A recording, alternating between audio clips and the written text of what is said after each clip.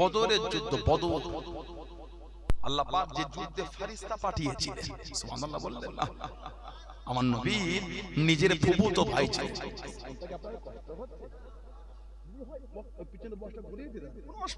যদি কষ্ট দেয় ঘুরিয়ে দেন, আমার নবী নিজের ফুফুতো ভাই হযরতে জুবায়ের ইবনুল আওয়াম, জুবায়ের ইবনুল আওয়াম রাদিয়াল্লাহু তাআলা, নবী ওনাকে বলেছিলেন, জুবায়ের তোমার ভঙ্গিমায় আল্লাহর ফেরেশতারা দুনিয়ায় নাজিল হয়েছে, তুমি যেমন সেজেছো ঠিক তোমার মতন সেজে ফেরেশতা এসেছে। জোরে বলবেন না, একটা দুটো না, কম বেশি 5000। যেদিন আবু বকর সিদ্দিক রাদিয়াল্লাহু তাআলা মুসলমান হলেন, তার পরের দিনে গিয়ে উনি মুসলমান হয়েছে, মাত্র 15 বছর বয়স। জুবায়ের ইবনুল আওয়াম আল্লাহ নবীর সঙ্গে বদরের যুদ্ধে চলে গেলেন। ও যুবকেরা, 313 জন সাহাবা, মাত্র দুটি ঘোড়া, একটা ঘোড়া বিরে হযরত জুবায়ের ইবনুল আওয়াম রাদিয়াল্লাহু তাআলা আনহু হলদে পাগড়ি মাথায় দিয়ে যুদ্ধখানা চালিয়ে যায়, যুদ্ধখানা করে যায়। আল্লাহ নবী জানিয়ে দেন, আল্লাহ নবী শুনিয়ে দেন, ও বাবা জুবায়ের রাদিয়াল্লাহু তাআলা আনহু হলদে পাগড়ি পরছো বাবা, হলদে পাগড়ি পরছো বাবা। আল্লাহ পাকের দরবারে এতটা পছন্দ হয়ে গেল, এতটা কবুল হয়ে গেল, আল্লাহ রাব্বুল আলামিন বদরের জমিনে ততদূর ফেরেশতা পাঠিয়েছেন বাবা, ততদূর ফেরেশতা এসেছে বাবা, সবার মাথায় হলদে পাগড়ি পরে এসেছে। ও বাবা জুবায়ের, তোমার ভঙ্গিমায়, তোমার ভঙ্গিমায় আল্লাহ পাকের ফেরেশতারা নাজিল হয়েছে। জোরে বলুন সুবহান, আর একটু জোরে বলুন সুবহান। তুমি যেমন সেজেছো ঠিক তোমার মতন সেজে ফেরেশতারা দুনিয়ায় এসেছে। জোরে বলবেন না, সব ফেরেশতারা মাথায় হলদে পাগড়ি পরেছিল। নবী বললেন, জুবায়ের তুমি হলদে পাগড়ি পরেছো, আল্লাহ যত ফেরেশতা বদরে পাঠিয়েছে তোমার মতন হলদে পাগড়ি পরিয়েই পাঠিয়েছে। ক্ষমতা আল্লাহ দিয়েছিলেন, একদিকে উনি, একদিকে 1000। আল্লাহ পাক উনাকে একাই জয়ী করে দিলেন। উনি 1000-এর সাথে উনি একাই লড়াই করতেন। জোরে বলবেন না সুবহানাল্লাহ। যাতে নবী পাক সাল্লাল্লাহু আলাইহি ওয়াসাল্লাম বদরের জমিনে আছেন, আমার নবী পাকের দুই পাশে, এক পাশে হযরত জিবরাইল আলাইহিস সালাম, এক পাশে মিকাইল আলাইহিস সালাম, এই দুজনে সাদা জামা পরে নবী পাকের দুই দিকে দাঁড়িয়ে নবী পাকের হয়ে যুদ্ধ করেছিলেন। বলবেন না সুবহানাল্লাহ। নবী তলোয়ার দিয়ে জীবন করে দিল, নবী কাউকে মারেন না, এরা নবীর মাকামই বোঝে না। যারা যারা নবীর সামনে বিয়াদবি করে, মাঝে মাঝে নেটে দুই একটা ভিডিও আমাদের চোখে পড়ে না, কথা বলে না, কিছু কিছু আমাদের মতন সাজুগুজু করা বক্তা মাইকে বক্তব্য দিতে গিয়ে বিয়াদবি বলে কিছু বলে ফেলে না, ওরা নবীর শানই বোঝে না। নবীর মাকাম যদি ওরা বুঝতো, নবী পাকের সামনে বিয়াদবি করতো না। নবীর শান হলো আল্লাহ পাকের কুরআন। জোরে বললেন আলহামদুলিল্লাহ। আল্লাহ নবী সাহাবাদের লেগে গেলে চলে যায়।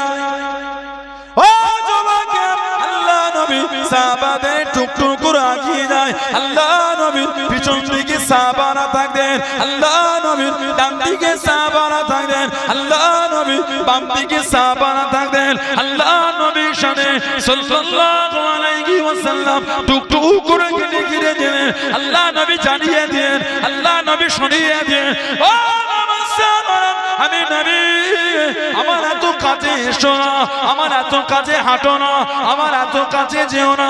আমি নবী, আমার থেকে দূরে চলে যাও, আমার থেকে দূরে চলে যাও, আমার এত কাছে এসো না, আমার এত কাছে যেও না। ফাইন্না হাযা মাকামুল মালাইকাতি, ফাইন্না হাযা মাকামুল মালাইকাতি।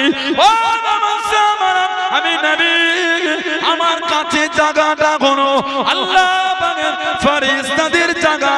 জোরে বলুন সুবহান, আর একটু জোরে বলুন সুবহান। সাহাবারা নবীকে ঘিরে হাঁটতো, কেউ ডানে, কেউ বামে, কেউ আবার সামনে। নবী আমাকে বলে দিলেন, এত কাছে ঘেঁষাঘেঁষি করে আমার কাছে হেঁটো না, আমার থেকে দূরে দূরে চলে যাও, এটা আমার থেকে। আমরা যখন এলাকায় নেতা, একটু গণ্যমান্য ব্যক্তি, বড় বড় পুলিশ অফিসার যখন দেখি, সাইডে কাছে কাছে গার্ড বডিগার্ড কথা বলে না এটা হ্যাঁ গো যেমন সম্মানের অধিকার তার তেমন গার্ড থাকে না থাকে না।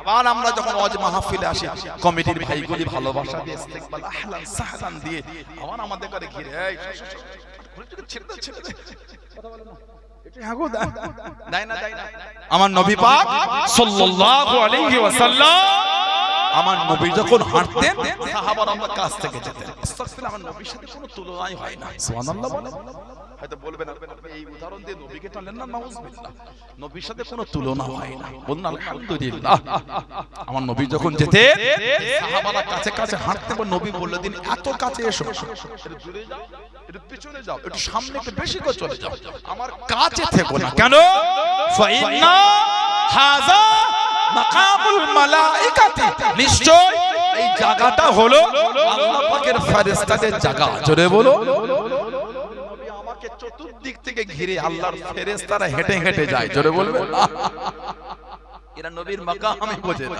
এত শান আল্লাহর নবীর দিলে কাফেররা আমার নবীর বিরোধী ছাড়লো চতুর্দিক থেকে নবীর বিরোধী হচ্ছে আটকাতে পেরেছিল মনে মনে হয় আল্লাহ আমার নবীর সাথে ওয়াদা করেছেন আল্লাহু ইয়াসিমুকা মিনান নাস সুবহানাল্লাহ বলেন আল্লাহু ইয়াসিমুকা মিনান নাস হাবিব মানুষের কাছ থেকে আমি আল্লাহ পাক আপনাকে হেফাজত করব জোরে বলবেন না নবী পাকের বিরোধী করছে কাফেররা ছাড়লো না বিরোধী চরম পর্যায়ে পড়ে গেল কোন দিক থেকে আটকাতে পারছে না আল্লাহ নবী সাহাবাদের ডেকে ডেকে জানিয়ে দিল ও জওয়ান আল্লাহ নবী সাহাবাদের ডেকে ডেকে জানিয়ে দিল আল্লাহ নবী সাহাবাদের ডেকে ডেকে শুনিয়ে দিল এ মক্কা মুহাম্মদ সাল্লাল্লাহু আলাইহি ওয়াসাল্লাম তারা সাহাবারা তারা ভক্তরা তারা সহচররা তোদের নবী যদি সত্যি হয় তোদের নবী যদি সত্যি হয় তোদের নবীকে বলে দে আল্লাহ কি জানো বলে নাই তোদের নবীর আল্লাহ জানো আমাদের উপর গজব নাজিল করে আমাদের উপর গজব নাজিল করে ও জওয়ান আল্লাহ বা নবীকে সান্তনা জানিয়ে দেন আল্লাহ বা নবীকে জানিয়ে দেন আল্লাহ বা নবীকে শুনিয়ে দেন কোরআন শরীফ সূরা আনফালের 33 নম্বর আয়াতে আল্লাহ বা নবীকে জানিয়ে দেন আল্লাহ বা নবীকে শুনিয়ে দেন ও আপনি কষ্ট নেবেন না আপনি দুঃখ নেবেন না ওমা কানাল্লাহু লিয়াযিবহুম ওয়া আনতা ফীহিম ওমা কানাল্লাহু লিয়াযিবহুম ওয়া আনতা ফীহিম ও নবী প্যারা আপনি কষ্ট নেবেন না আপনি যেখানে থাকবেন আপনি যাদের মধ্যে থাকবেন আপনি যেখানে থাকবেন আমি আল্লাহ আপনার খাতিরে ওই জায়গাতে আমি আল্লাহ পাক গজব কানা দেব না জনে বলুন সুবহান আর একটু জনে বলুন সুবহান কাফেররা বলতেন নবী সত্য হলে আল্লাহকে বলতে বল কেমন গজব হয় দেখি আমাদের উপরে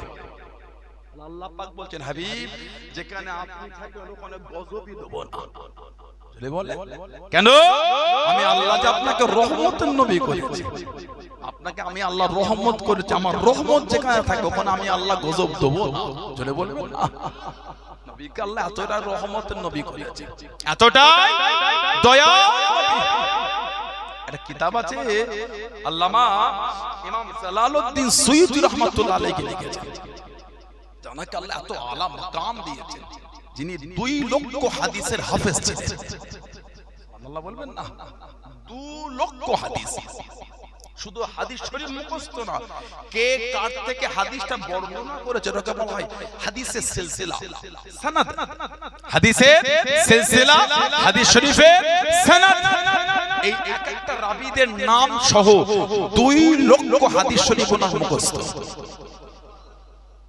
একটা উদাহরণ হিসেবে আমি বলি আপনার আইরা গ্রাম তাই তো এই গ্রামের এতগুলি মানুষ আছে সবার নাম কিন্তু মুখস্থ করাটা সম্ভব না আবার আপনার পাশের গ্রাম নাম বলেন একটা ডক্টবা গ্রামের ব্যক্তি আছে নাম মুখস্থ করা একটা দুটো বলা যেতে পারে ঠিক না এই প্রত্যেকের নাম হাদিস শরীফ কে কার থেকে বললো এই করে করে ওনার কাছে আসা পর্যন্ত ওনার আগে যে কটা নাম আছে রাবীদের নবী পাক সাল্লাল্লাহু আলাইহি ওয়াসাল্লাম জবান শরীফের কথাকে বলে হাদিস শরীফের মাতান এই মাতান যে সাহাবী শুনেছে ওনার নাম সহ আর এনার আগে পর্যন্ত যে কটা নাম, প্রত্যেকটা নাম সহ 2 লক্ষ হাদিস ওনার মুখস্থ ছিল। জোরে বলবেন 2 লক্ষ মুখস্থ করে বলছে লাউ ওয়াজাতু আকসারা মিনহু লাহাফিজতু। আল্লাহ পাক যদি আমাকে এরপর আরো মুখস্থ করার সুযোগ দিতেন, ওটা মুখস্থ করে নিতাম। জোরে বলুন। এত বড় আলা মাকাম আল্লাহ দিয়েছেন, যিনি তাফসীরে জালালাইন শরীফ লিখেছেন, তাফসীরের কিতাব। উনি আর ওনার উস্তাদ মিলে লিখেছেন। ওনার উস্তাদের নাম হলো হযরত ইমাম জালালউদ্দিন মাহাল্লি রাহমাতুল্লাহ। এই দুজন মিলে কিতাব লিখেছেন। উনি 15 পারা কোরআন শরীফের 15 পারা তাফসীর, তাফসীর মানে ব্যাখ্যা বিশ্লেষণ, এই 15 পারা তাফসীরটা উনি মাত্র 40 দিনে লিখেছিলেন। জোরে বলবেন না, এত আলা মাকাম আল্লাহ দিয়েছেন। আমাদের নবীকে যিনি জীবনে 77 বার খালি দেখেছেন, 77 বার নবী পাকে জিয়ারত করেছেন। আল্লাহ আমাদের নসিবে কবুল করে বলেন আমিন। জোরে বলুন আল্লাহুম্মা আমিন। এই 77 বারের মধ্যে 35 থেকে 37 বার চামড়ার চোখে নবী পাকে জিয়ারত করেছেন। জোরে বলুন সুবহানাল্লাহ সাল্লাল্লাহু আলাইহি ওয়াসাল্লাম। 35 চামড়ার চোখে দেখেছেন। একটা হাল তৈরি হয়ে যায়। বুখারী শরীফের 6993 নম্বর হাদিস শরীফে এসেছে, আমাদের নবী বলে মান রাআনি ফিল মানাম, মান রাআনি ফিল মানাম ফাসায়ারানি ফিল ইয়াকযাত। যে ব্যক্তি আমি নবী আমাকে স্বপ্নে দেখবে, সে ওয়াচিরেই আমি নবী আমাকে জাগ্রত অবস্থায় দেখতে পাবে। এই ওয়াচিরে জাগ্রত অবস্থায় দেখা অনেকে মানে নিয়েছেন কিয়ামতের দেখা, কিন্তু যিনি নবী পাককে দুনিয়ায় দেখবেন তিনিও কিয়ামতে দেখবেন, যিনি দেখবেন না তিনিও বলেন তিনিও দেখবেন। তাহলে হাদিস শরীফের খাস নবী যে করলেন, হাদিস শরীফের ইশারা তো আলাদা। মান রাআনি ফিল মানাম, যে আমাকে স্বপ্নে দেখবে, ফাসায়ারানি ফিল ইয়াকযাত, সেই আমাকে ওয়াচিরে জাগ্রত অবস্থায় দেখবে। তাহলে কিয়ামতে কি যে দুনিয়ায় দেখবে না তিনি দেখতে পাবেন না, তিনিও তো দেখবেন। তাহলে এই হাদিস শরীফ কিয়ামতের ইশারা না, এই হাদিস শরীফ হলো দুনিয়াতেই আল্লাহ আমার নবীকে তানাকে একটা হাল হয়ে গিয়ে জাগ্রত অবস্থায় দেখতে পাবে। বললেন আলহামদুলিল্লাহ। আমার ভাইয়েরা, বাবা ইমাম জালালউদ্দিন সুয়ুতি হুজুর এত আলা দরজা আল্লাহ ওনাকে দেন, জীবনী পড়লে পাবে। উলামা হাজরাতদের সান্নিধ্যে যাবে, এডুকেটেড শিক্ষিত সমাজ ভাইয়েরা আছে। হাবড়া এলাকা এমনি এডুকেটেড এলাকা, হাবড়া, পুটিয়া, বাদশালা এগুলি এমনি। তারপর আপনার ওই চড়ুইগাছি এসব এলাকাগুলি, বনগাঁ এসব এলাকা এডুকেটেড হওয়া দরকার। এডুকেশন না হলে সমাজ বড় হওয়া যায় না। এডুকেশন না হলে একটা পরিবেশে গিয়ে নিজেকে মিলিয়ে নেওয়া যায় না। এডুকেশন না হলে সমাজের লোকের কাছে কথা বলা যায় না। এডুকেশন দরকার। কিন্তু বর্তমান আলহামদুলিল্লাহ মুসলিম উম্মাহ এডুকেশনে অনেক অ্যাডভান্স হয়েছে। সুবহানাল্লাহ বলেন। আল্লাহ আমাদের ভাই বোনগুলিকে আরো শিক্ষিত করেন, আরো শিক্ষিতা করেন। বলুন আমিন। জোরে বলুন আমিন। জোরে বলেন আল্লাহুম্মা আমিন। কিছু কিছু মানুষ বলে মুসলিমরা শিক্ষায় অনেক পিছিয়ে, এটা বলো না।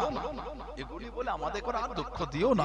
আলহামদুলিল্লাহ আমাদের বাড়ির ছেলে মেয়ের আগের থেকে এখন অনেক অ্যাডভান্স হয়ে গেছে। সুবহানাল্লাহ বলেন। ঠিক না ভুল বলছি? মিশনগুলি গিয়ে দেখেন, বাংলায় যে আনাচে কানাচে মিশনগুলি গড়ে উঠেছে, বিভিন্ন মিশন।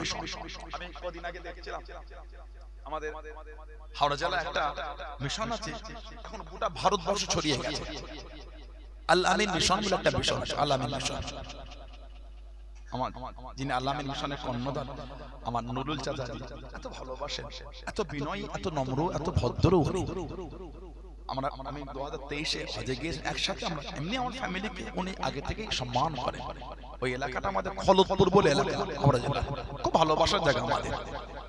তা কত 2023 একসাথে হজে ছিলাম আমরা, এক রুমে থাকতাম, এক বিছানায় ঘুমাতাম, এক প্লেটে খাওয়া বললো ভুল হয় না।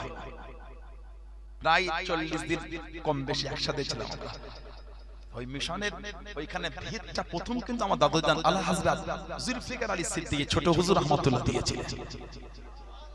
ছোট উনি এখনো বলেন যে বাবা আপনার দাদুর দোয়াতে কিন্তু আল্লাহ এত বড় করেছেন। এত ভালোবাসেন উনি আমাদের ফ্যামিলিকে, ওনার গোটা ফ্যামিলি, ওনার আহলিয়া, আমার চাচি যান, ওনার মেয়ে ছেলে, এত ভদ্র, এত নম্র, এত বিনয়। আমি কদিন আগে মিশনে গিয়েছিলাম, দেখলে জান ভরে যাবে। এই আলামিন মিশন সহ বিভিন্ন মিশন বাংলা জুড়ে গড়ে উঠেছে, ভারত জুড়ে গড়ে উঠেছে। এরা কিন্তু আমাদের বাড়ির নিউ জেনারেশনকে অনেক আগিয়ে দিয়েছে।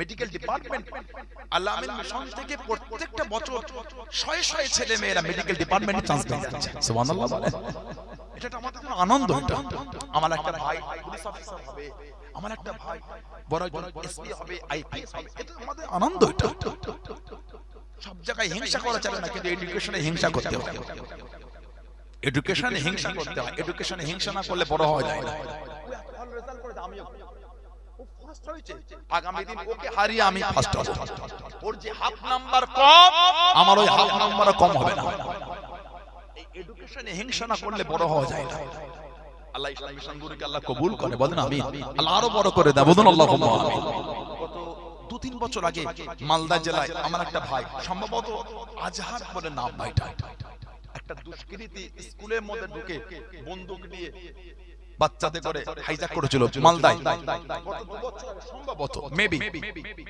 2 থেকে 3 বছর হবে 2022 থেকে 23 এরকম কিছু একটা হবে ওই আলামী মিশনে একজন কৃতি ছাত্র আজহার সম্ভবত নাম ছিল উনি কিন্তু নিজের জীবনকে বাজি রেখে ওই দুষ্কৃতীর উপর ঝাঁপিয়ে পড়ে ওর হাত থেকে বন্দুকটা ছিনিয়ে নিয়েছিল আল্লাহর মিশনকে আল্লাহ অনেক বড় করে দিয়েছে সুবহানাল্লাহ বলেন আল্লাহ যেন আরো বড় করে দেয় বলুন আল্লাহুম্মা আমিন বলেন আল্লাহুম্মা আমিন আমার ভাইয়েরা বাপদানেরা ছেলেরা যুবকেরা মুরব্বিরা যারা বলেন মুসলিমরা শিক্ষায় পিছিয়ে এগুলো বলেন আমাদের কথা দুঃখ দিও না আলহামদুলিল্লাহ আল্লাহ আমাদের বাড়ির ছেলে মেয়েগুলোকে এখন অনেক আগিয়ে দিয়েছে আমরা চাই বাংলার প্রতিটা ছেলে মেয়ে জাতি ধর্ম বর্ণ নির্বিশেষে সবাই পরীক্ষিত শিক্ষায় শিক্ষিত হোক শুধু শিক্ষিত হলে হবে না পরীক্ষিত শিক্ষায় শিক্ষিত হোক এডুকেশন আছে মন থেকে নোংরা বিষ যায় না ওই শিক্ষার কোনো দাম নাই ঠিক না ভুল বলছি আপনি শিক্ষা নিয়ে রাত দিন অন্য সম্প্রদায়কে ঘৃণা করছেন গাল দিচ্ছেন ও মানুষের মধ্যেই পড়ে না কোনটা ঠিক সেটা মুসলমানের মধ্যে হোক অন্য সম্প্রদায়ের মধ্যে হোক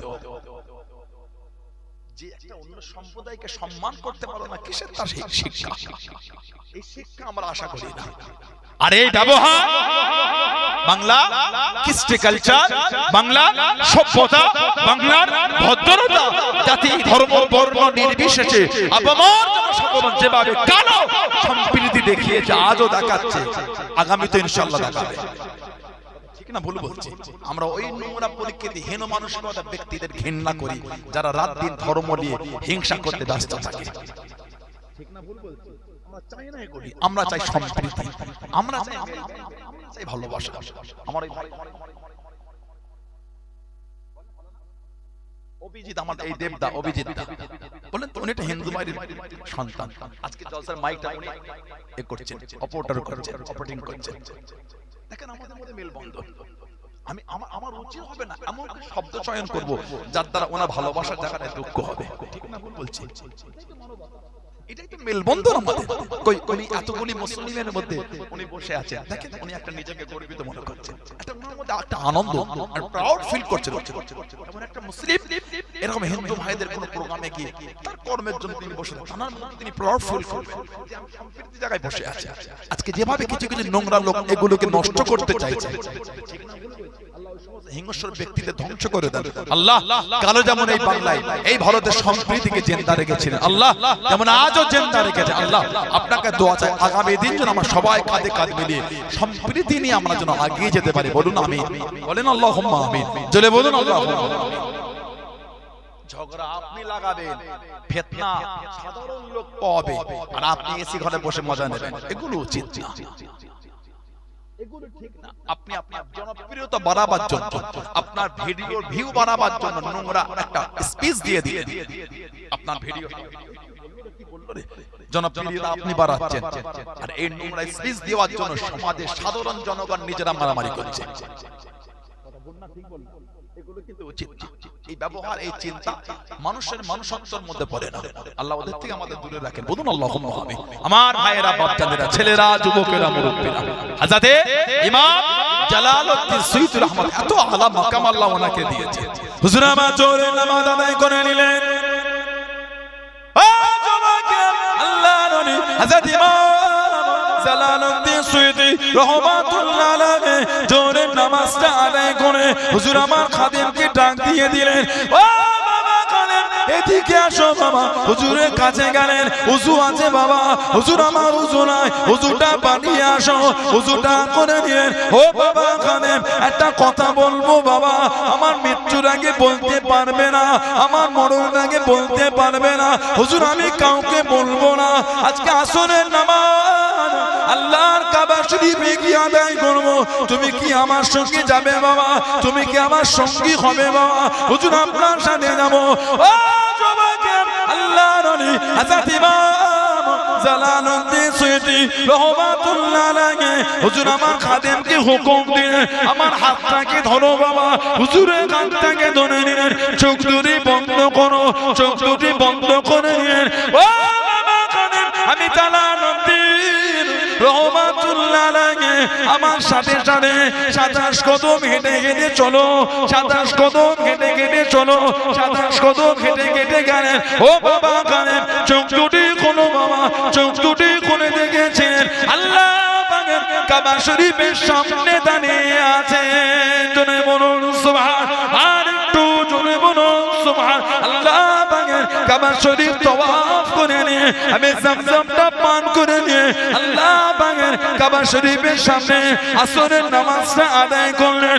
ও বাবা খাদেম চতুর্দিকে ঘুরে ঘুরে দেখো আমাদের এলাকার কত মানুষ, কত পরিচিত ব্যক্তি, তাদের সাথে যাবে না আমার সাথে যাবে। হুজুর আপনার সঙ্গে যাব। আল্লাহর ওলি হযরত ইমাম জালালউদ্দিন সুয়ুতী রহমাতুল্লাহ জানিয়ে দিয়ে ও বাবা খাদেম আমার হাতটাকে ধরো বাবা। হুজুরের হাতটাকে ধরে আমি জালালউদ্দিন আমার সাথে সাথে 7 কদম হেঁটে হেঁটে চলো, 7 কদম হেঁটে হেঁটে গেলেন। চোখ দুটি খোলো বাবা, চোখ দুটি খুলে দেখেছিলেন যেখানকার মানুষ বাড়িতে দাঁড়িয়ে আছেন। জোরে বলুন সুবহান, আর একটু জোরে বলুন সুবহান। 27 কদম হেঁটে গেছেন, কাবা শরীফের সামনে চলে গেছেন। জোরে বলুন, জোরে বলা গেল না? 7 কদম হেঁটে এসেছেন, বাড়ির লোক বাড়িতেই দাঁড়িয়ে আছে। জোরে বলা গেল না? আমার নবীকে জীবনে 77 বার খালি দেখেছে। বলুন সুবহানাল্লাহ। উনি একটা কিতাব লিখেছেন আল ইতকান ফি উলুমিল কুরআন। কোন আয়াত শরীফ কেন নাযিল আল্লাহ করলেন? কোরআন শরীফে যে 6666টা আয়াত, 114 খানা সূরা, এর নাযিলের পিছনে এক একটা কারণ আছে। ওটাকে বলা হয় শানে নজুল, সাবাবে আয়াতে নজুল। আয়াতটা কেন নাযিল হলো, সূরাটা কেন নাযিল হলো? তবে কোরআন শরীফের বেশিরভাগ সূরা আয়াত আল্লাহ পাক বান্দা বান্দিকে ভালোবেসে বিনা কারণে আল্লাহ দিয়েছেন। জোরে বলুন। তবে কিছু কিছু আয়াত সূরার কারণ আছে। তার মধ্যে সূরা আনফাল 33 নম্বর আয়াত। সাহাবাদের যখন কাফেররা বলতো নবী যদি সত্য হয় আল্লাহকে বলতে বল না, কেমন গজব দেয় দেখি। আল্লাহ আমার নবীকে খুশি করার জন্য তখন ওই আয়াত দিয়ে বললেন, হাবিব যেখানে আপনি থাকবেন ওখানে আমি আল্লাহ গজব দেব না। কেন? আমি আল্লাহ যে আপনাকে রহমত করে দিয়েছি। নবীকে আল্লাহ এতটাই রহমত করেছে, এতটাই দয়া বানিয়েছে। আল্লাহ নবী সাহাবাদের নিয়াজ করেন, ও যুবকে আল্লাহ নবী সাহাবাদের নিয়ে বয়ান করেন। আল্লাহ নবী জানিয়ে দেন, আল্লাহ নবী শুনিয়ে দেন, ও বাবা সাহাবা দুনিয়া ধ্বংস হয়ে যাবে, দুনিয়া ফানা হয়ে যাবে, কিয়ামত শুরু হয়ে যাবে, দুনিয়া ধ্বংস হয়ে যাবে। আল্লাহ পাকের হুকুমে দুনিয়াটা ফানা হয়ে গেল। হযরত ইসরাফিল আলাইহিস সালাম, হযরত ইসরাফিল আলাইহিস সালাম সিংহার মধ্যে ফু দিয়ে দেবে, গোটা দুনিয়াটা ধ্বংস হয়ে যাবে। পাহাড়গুলি তুলোর মতো উঠতে থাকবে, পাহাড়গুলি তুলোর মতো উঠতে থাকবে। ও যুবক আল্লাহ নবী জানিয়ে দেন, আল্লাহ নবী শুনিয়ে দেন, কিয়ামত হবার আগে